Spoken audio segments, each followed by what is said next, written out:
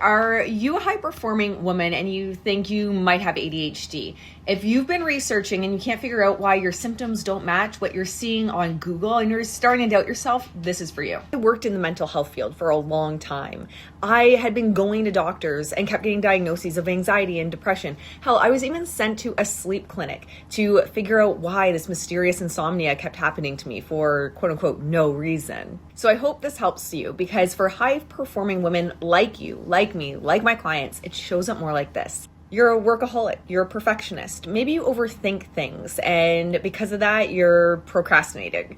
You have a disconnection in relationships, especially when you're hyperfixated on something. You have an emotional sensitivity, and that emotional sensitivity can be connected to rejection sensitivity. Afraid of people rejecting you, afraid of people taking things you say wrong. I don't know if you're like me, but I will ruminate at midnight over conversations I had when I was like 8. You get caught up in diet culture, right? Or you find that you are numbing with food or alcohol, or you go through these cycles. And especially as a high performer, you're like, I can get this under control. I can focus. I can get back on track. I can get healthy again. And so you go through these cycles of maybe hyperfixating on fitness and then numbing with food and alcohol, and hyperfixating on fitness and then numbing with food and alcohol. So all I want to do with this video is let you know that you're seen, and that for many of us high-performing women, we've had coping mechanisms we've used our entire lives.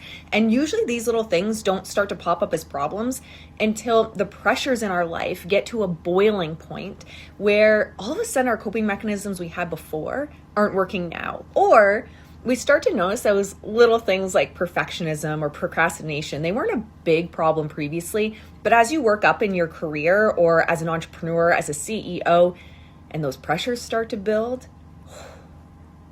those things start to be big deals. This hits and you're looking for an approach that's more holistic, not just throwing meds at the problem or not just throwing cognitive behavioral therapy at the problem, although those are legitimate paths as well. But you're looking for more of a holistic path. I encourage you to check out Rewired, the ADHD and HD podcast, which is all about looking at the genetic component, the environmental component, and the conditioning through human design.